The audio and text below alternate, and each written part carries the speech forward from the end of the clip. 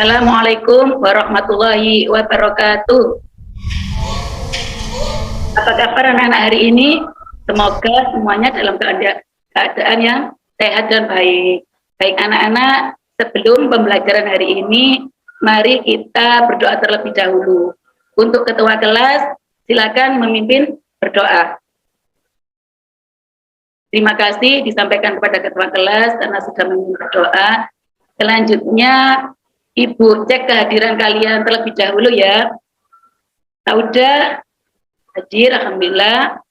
Damroni hadir, Nur Laila juga hadir. Alhamdulillah hari ini anak-anak masuk semua. Sebelumnya Ibu akan share screen terlebih dahulu ya.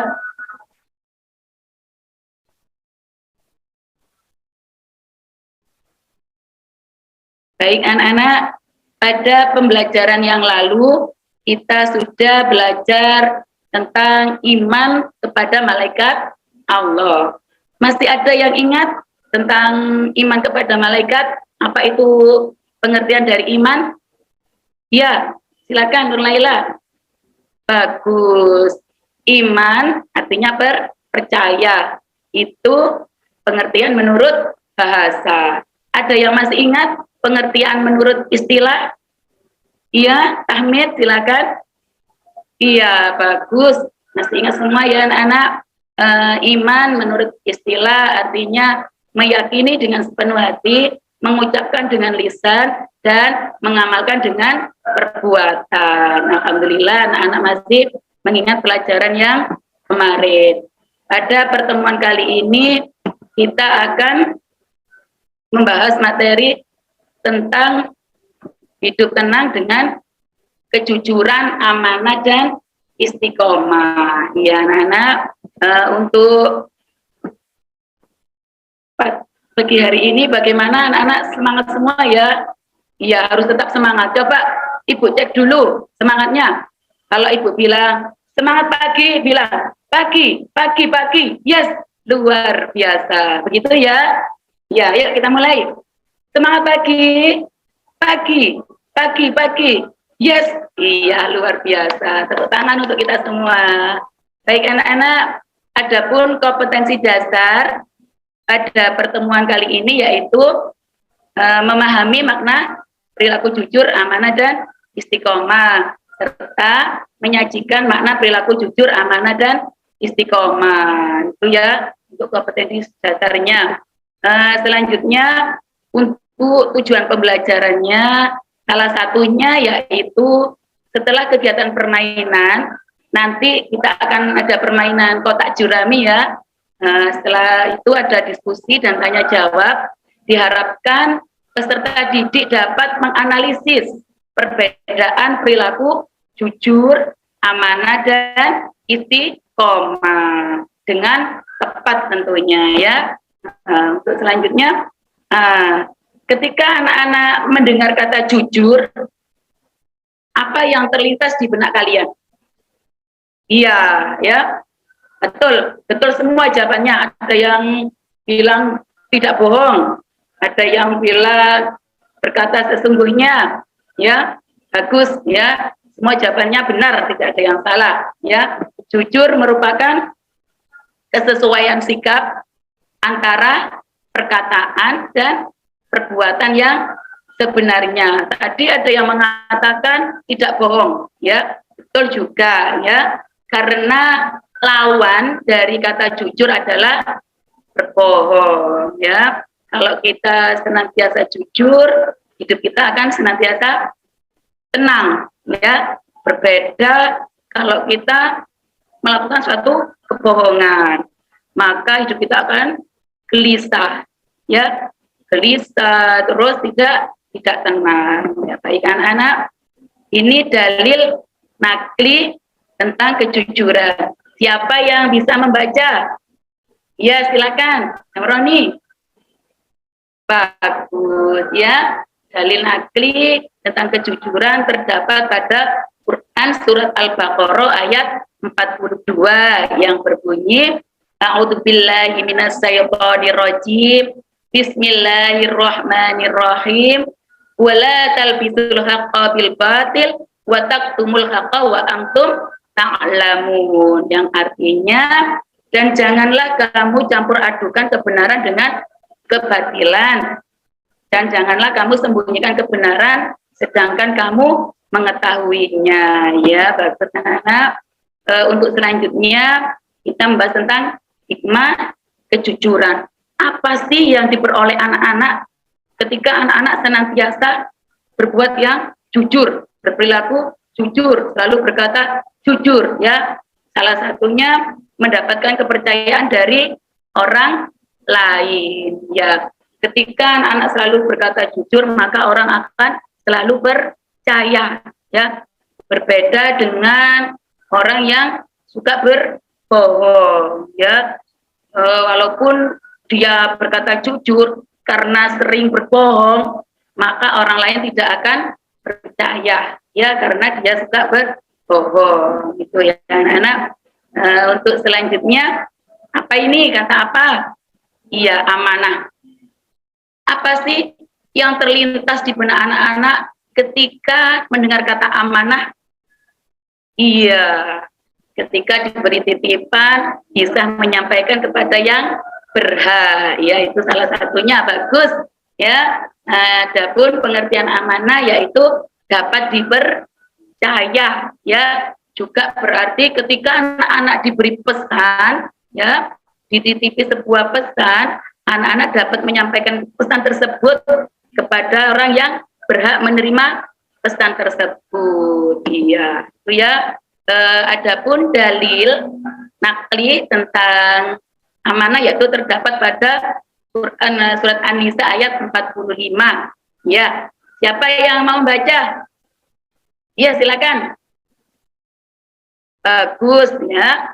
Adapun dalil nakli tentang amanah yaitu terdapat pada Quran An-Nisa ayat 45 yang berbunyi A'udzubillahi minasyaitonirrajim. Bismillahirrahmanirrahim. Innallaha ya'murukum an tu'addul amanati illa ahliha wa idza hakamtum bainan nasi an tahkumu bil adl. Innallaha ni'ma ya'izukum bih. Innallaha kana sami'am basyira. Ya, itu dalil nakli tentang amanah. Adapun artinya yaitu siapa yang mau baca? Ya, silakan. Ya, bagus. Artinya yaitu sesungguhnya Allah menyuruh kamu menyampaikan amanah kepada yang berhak menerimanya. Jadi ketika anak-anak diberi suatu amanah, harus bisa menjaga amanah tersebut atau menyampaikan amanah tersebut kepada orang yang berhak menerima. Itu ya anak-anak. Selanjutnya macam-macam amanah, ya. Macam-macam amanah ada 3, ya. Yang pertama yaitu amanah kepada Allah. Siapa yang tahu contoh amanah kepada Allah? Iya, dengan selalu menjalankan perintah Allah dan menjauhi larangannya. Bagus. Selalu sholat tepat waktu. Ya, bagus. Ya, itu adalah contoh-contoh amanah kepada Allah. Dan kedua yaitu amanah kepada sesama manusia. Itu tadi ya, ketika anak-anak dititipi minuman misalnya oleh temannya, maka bisa menjaga minuman itu tanpa diminum, ya, karena itu kan titipan, ya. Boleh minta tapi harus dengan izin yang mempunyai minum tersebut. Ketika dititipi pesan harus bisa menyampaikan kepada orang yang berhak menerima pesan tersebut. Yang ketiga yaitu amanah terhadap diri sendiri. Ayo contohnya apa anak-anak? Ya, kita harus bisa menjaga kesehatan diri sendiri, ya, dengan mematuhi protokol kesehatan pada masa pandemi seperti ini, juga makan makanan yang bergizi, iya, juga melaksanakan 5M, ya. Itu amanah, macam-macam dari amanah. Selanjutnya hikmah amanah. Siapa yang mau membaca? Ya, bagus, ya.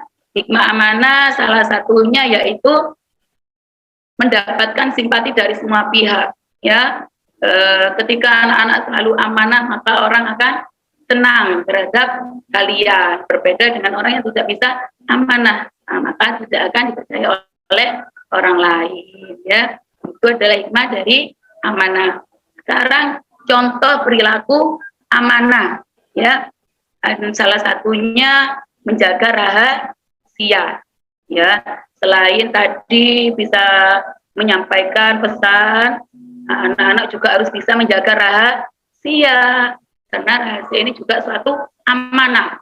Ketika ada teman yang curhat pada kalian, maka curhatannya itu jangan dicurhatkan lagi ke orang lain, ya. Kalian harus bisa menyimpan rahasia itu baik-baik. Itu salah satu bentuk amanah, ya. Terus ketika diberi jabatan, contohnya Zamroni, ya, sudah diamanai teman-teman kelas untuk menjadi ketua kelas, maka harus bisa menjaga amanah tersebut dengan baik, ya. Tidak mentang-mentang semena-mena, misalnya jadi ketua kelas semena-mena, tidak boleh, ya nak, ya. Walaupun kita menjadi ketua kelas, kita harus bisa menjadi ketua kelas yang amanah. Ketika ada pesan dari Bapak Ibu guru yang harus disampaikan ke teman-teman, maka Zamroni juga harus menyampaikan kepada teman-teman secara utuh, ya. Seperti itu. Selanjutnya yang terakhir yaitu istiqomah. Siapa yang sholat tepat waktu dengan istiqomah? Bagus. Siapa yang belajarnya sudah istiqomah? Iya, bagus, ya. Anak-anak harus belajar dengan istiqomah. Tidak hanya belajar kalau dapat PR saja, belajar kalau mau ulangan saja, tidak, nak, ya. Walaupun tidak dapat ulangan, tidak dapat PR, harus tetap belajar, karena memang tugas belajar adalah belajar, ya. Selanjutnya, apa sih pengertian istiqomah itu? Ya, istiqomah adalah sikap kukuh, ya, teguh terhadap pendirian, walaupun menghadapi berbagai macam tantangan, cobaan, tapi anak-anak tetap teguh pendirian, ya. Bisa melawan rasa malas untuk belajar, bisa melawan HP-nya, ya. Tidak bermain HP saja. Kewajiban saya adalah belajar, ya. Saya tak belajar dulu, nanti baru bermain HP, seperti itu, ya. Harus bisa menjalankan kewajibannya terlebih dahulu, tidak apian terus. Itu, nak, ya. Itu adalah pengertian dari istiqomah, ya. Ini dalil tentang istiqomah terdapat pada Quran surat Al-Ahqaf ayat 46. Siapa yang bersedia untuk membaca? Ya, silakan. Bagus, ya. Adapun dalil tentang istiqomah terdapat pada Quran surat Al-Ahqaf surat ke-46 ayat ke-13 yang bunyinya A'udzubillahi minasyaitonirrajim. Bismillahirrahmanirrahim. Innalladzina qalu rabbuna Allahu tsumma istaqamu fala khaufun 'alaihim wala hum yahzanun. Yang artinya, sesungguhnya orang-orang yang mengatakan Tuhan kami ialah Allah, kemudian mereka tetap istiqomah, maka tidak ada kekhawatiran terhadap mereka dan mereka tidak pula berduka cita, ya. Itu tadi dalil nakli tentang istiqomah. Adapun hikmah dari istiqomah yaitu salah satunya dijauhkan oleh Allah dari rasa takut dan sedih. Iya, rasa takut, sedih itu memang sudah manusiawi. Tapi bagaimana kita tidak berlarut-larut dalam kesedihan dan ketakutan, ya. Kita tidak boleh tapi terlalu lama, ya. Adapun contoh perilaku istiqomah yaitu, sudah tadi, ya, anak-anak sudah menjawab, sholat tepat waktu, lalu mentaati peraturan dan menjalankan kewajiban dengan rasa senang tanpa merasa dibebani, jadi menjalankan semua kewajiban itu dengan senang, ya, tidak boleh merasa terbebani, ya. Baik anak-anak, itu tadi penjelasan Ibu tentang jujur, amanah, dan istiqomah. Untuk lebih lengkapnya anak-anak dapat mengakses, ya, electronic book kita di link berikut ini, ya. Selanjutnya waktunya bermain ya. Siapa yang mau bermain? Iya, anak-anak sudah nggak sabar kalau waktunya bermain ya. Nah, ini nama permainan kita adalah kotak jurami ya, kotak jujur, amanah dan istiqomah. Ibu sudah menyiapkan kotak sesuai judul kita, jujur, kotak jujur, kotak amanah dan kotak istiqomah ya. Setelah ibu menyiapkan kotak-kotak, ibu juga menyiapkan kartu ya. Kartu-kartu ini ya ada buahnya ya. Kartu ini berisi gambar-gambar yang berkaitan dengan perilaku jujur, amanah dan istiqomah. Adapun aturan permainannya nanti anak-anak akan dibagi menjadi 3 kelompok. Nah, kelompok jujur, kelompok amanah dan kelompok istiqomah ya. Nanti masing-masing kelompok itu ya menebak ya. Ibu akan mengacak kartunya. Ibu akan mengacak, acak ya. Ibu akan mengangkat satu gambar. Nah, kalau yang merasa gambar ini sesuai dengan perilaku amanah, maka yang mengangkat tangan dan mengambil kartu ini adalah kelompok amanah ya, untuk dimasukkan ke kotak amanah ya, dimasukkan ke kotak amanah. Terus ibu mengacak lagi sampai gambarnya selesai atau kartunya habis ya. Setelah itu masing-masing kelompok mempresentasikan hasil pilihannya. Mengapa? Kalian harus punya argumentasi yang kuat. Mengapa gambar ini termasuk ke dalam amanah, termasuk ke dalam kelompok kalian. Kalian harus bisa menguatkan argumentasi kalian. Kelompok yang bisa menjawab dengan tepat, ya, itulah yang menjadi pemenang dan tentunya punya argumentasi yang bagus, ya. Itu ya anak-anak cara bermainnya. Nah, coba kalian tebak. Ini ibu punya gambar, ya, kartu gambar. Ini berhubungan dengan apa? Jujurkah, amanahkah, atau istiqomah? Siapa yang bisa jawab? Iya, siapa berani? Apa? Iya, jujur ya. Ini berhubungan dengan kejujuran. Kenapa? Ketika ulangan kita harus jujur. Kita tidak boleh mencontek. Kita harus percaya diri ya. Harus percaya diri dengan hasil kerja kita ya. Tentunya harus ikhtiar, harus belajar biar kita percaya diri. Yuk selanjutnya ada gambar apa ini ya? Yuk siapa yang bisa nebak? Ini berhubungan dengan apa? Iya, Ahmed. Bagus ya. Ini berhubungan dengan amanah ya. Orang yang sudah diberi jabatan harus bisa amanah ya, harus bisa bertanggung jawab, tidak boleh menyalahgunakan jabatannya untuk kepentingan pribadi. Itu anak-anak ya, semoga anak-anak semua nanti jadi pejabat yang jujur, jadi pejabat yang amanah ya. Itu tadi ya aturannya seperti itu ya anak-anak ya. Nanti sampai selesai. Ini juga ada gambar-gambar ya, banyak sekali. Nanti anak-anak menebak. Baik, sudah selesai. Sekarang Ibu kasih kesempatan untuk tanya jawab. Siapa yang mau bertanya? Ya, bagus ya. Kalau sudah tidak ada yang ditanyakan lagi, kita ambil kesimpulan ya. Siapa yang bisa mengambil kesimpulan dari pembelajaran hari ini? Ya, Istaqun Nikmah apa? Bagus ya. Jujur merupakan kesesuaian antara perkataan dan perbuatan. Ya, siapa lagi yang bisa ambil kesimpulan? Ya, Nur Laila. Ya, bagus. Amanah adalah artinya dapat dipercaya. Ya, bagus anak-anak. Anak-anak sudah bisa menyimpulkan pembelajaran pada hari ini ya. Dengan begitu, dengan permainan tadi, dengan diskusi, dengan tanya jawab, ya, anak-anak mampu menganalisis perbedaan jujur, amanah, dan istiqomah. Dengan harapan setelah anak-anak mampu menganalisis, mengerti ya, anak-anak mampu mengimplementasikannya, menerapkannya dalam kehidupan sehari hari. Baik anak-anak, sekarang tugasnya, silakan tugasnya bisa diakses melalui link ini ya. Adapun tugasnya Ibu kirim melalui Google Form ya. Ini tugasnya setelah kalian klik ini adalah tugasnya ya. Ada 5 soal pilihan ganda yang nanti kalian kerjakan ya.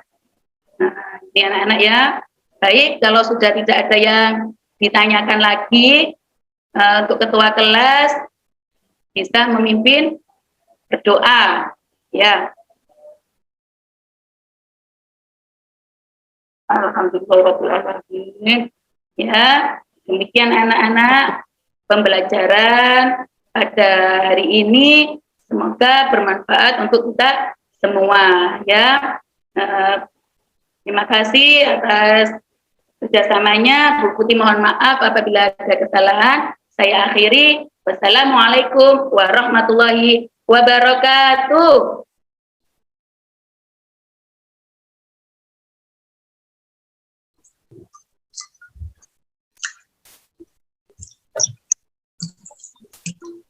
Ya, Bu, siapa tadi? Bu Siti? Siti Putih, Pak. Iya. Itu tadi untuk anak kelas berapa, Bu Siti? SMP kelas 7, Pak. Ngajar di mana jenengan?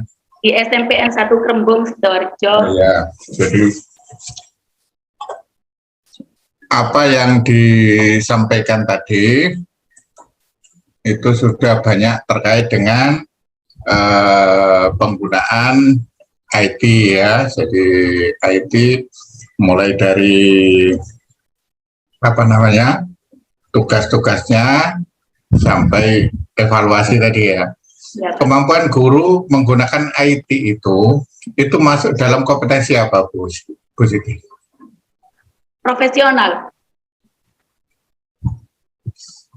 Coba profesional itu seperti apa? Mampu mengajar dengan baik, setelah itu juga mampu beradaptasi dengan teknologi yang berkembang pada saat itu. Jadi kalau teknologi digunakan untuk apa? Media. Digunakan untuk apa? Komunikasi kan? Ya. Komunikasi itu masuk dengan apa? Pedagogik. Ya. Kalau di pedagogik itu terkait dari bagaimana dia menguasai landasannya, membuat perencanaan, ya, kemudian melaksanakan pembelajaran, kurikulumnya, sampai evaluasi ya. Kalau profesional itu substansi keilmuan yang terkait dengan materi yang disampaikan, kemudian struktur. Tapi kan ada kompetensi lain, ya. Namanya kompetensi sosial. Ya, di dalam kompetensi sosial itu ada beberapa kemampuan yang mestinya dimiliki oleh seorang guru. Apa itu? Mampu berkomunikasi secara lisan, secara tulis, tapi sekarang sudah zamannya IT, guru juga harus mampu menggunakan teknologi informasi untuk hal-hal yang terkait. Ya, hal-hal yang terkait itu ya bisa untuk komunikasi, untuk ngajar kayak begini, secara fungsional, di samping bergaul dan lain sebagainya, itu masuk di dalam kompetensi sosial. Kemudian sekarang Ibu masih tahu nggak apa namanya teori-teori belajarnya? Iya, pakai teori konstruktivisme. Ya. Apa Bu? Konstruktivisme. Konstruktivisme, terus apalagi? Behavioristik.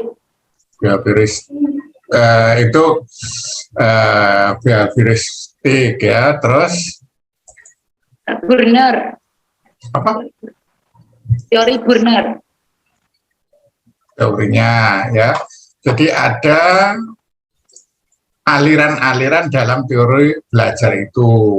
Ada aliran yang kita sering sebut dengan behaviorisme, ada yang kognitivisme, konstruktivisme, kemudian apalagi humanisme, ada terkait lagi dengan yang banyak digunakan pada akhir-akhir ini dan kurikulum 2013 agar bisa membangkitkan siswa lebih baik tadi, konstruktivisme ya, alirannya ya. Jadi itu yang kemudian menjadi pertimbangan dan dasar seorang guru sebagai mengajar, ada dasar teorinya. Di samping itu, guru harus mengenali posisi peserta didik seperti apa. Makanya tadi materi itu disampaikan ke anak kelas berapa itu tadi? 7. Kelas 1 SMP. Kelas 7 ya? Iya, Pak. Kelas 7 itu usia kira-kira berapa? 14. 14 dengan materi tentang akhlak. Yang karakteristik akhlak itu menekankan pada apa? Kaitan dengan namanya akidah akhlak, kaitan dengan keimanan dan apa? Akhlak Kalau akhlak itu tekannya kepada siapa? Pada aspek apa kalau di SMP? Pak. Pada pembiasaan. Ya, pembiasaan. Ya, pembiasaan membiasakan anak supaya dia berakhlak mahmudah. Ya, salah satu di antara akhlak mahmudah itu adalah tadi ya ada jujur, kemudian dan lain sebagainya. Ya, itu kaitan dengan akhlak. Nah, sekarang Ibu sudah mampu menggunakan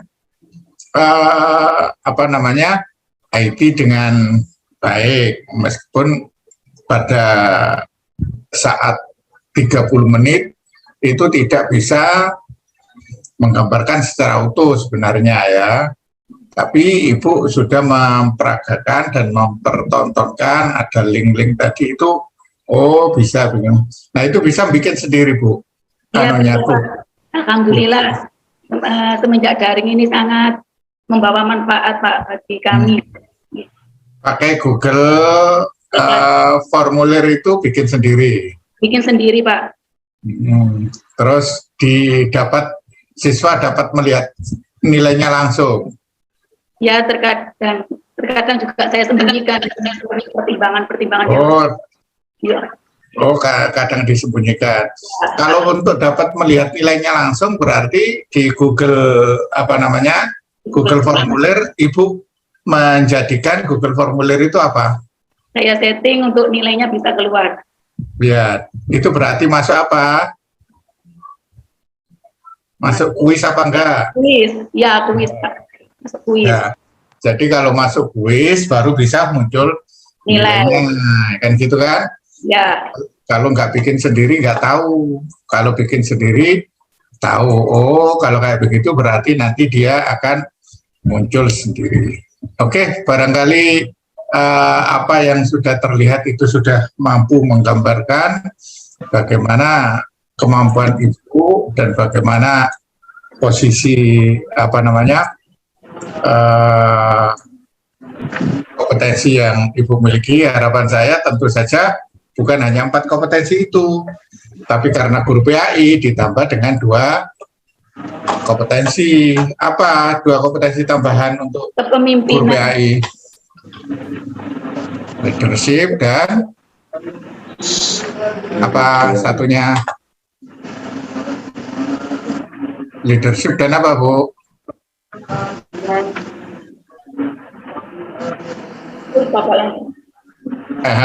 Spiritual. Spiritual, ya Pak. Oke. Sampun Prof. Assalamualaikum Bu. Waalaikumsalam Prof. Sehat Bu ya. Alhamdulillah. Apa saja yang dipersiapkan untuk ujian kompre ini apa Ibu? Apa yang disiapkan? Mempelajari RPP yang sudah saya buat, terus ini apa membaca modul-modul kemarin itu pada pendalaman materi, terus ini apa belajar soal-soal dari uji komprehensif, terus lihat apa di YouTube. Oke, intinya adalah mengintegrasikan antara teori-teori yang ada itu ke dalam pembelajaran, ya dah. Ya. Nah, ini Ibu itu di dalam mempersiapkan untuk membuat rancangan pembelajaran, ya, apa yang dipersiapkan oleh Ibu?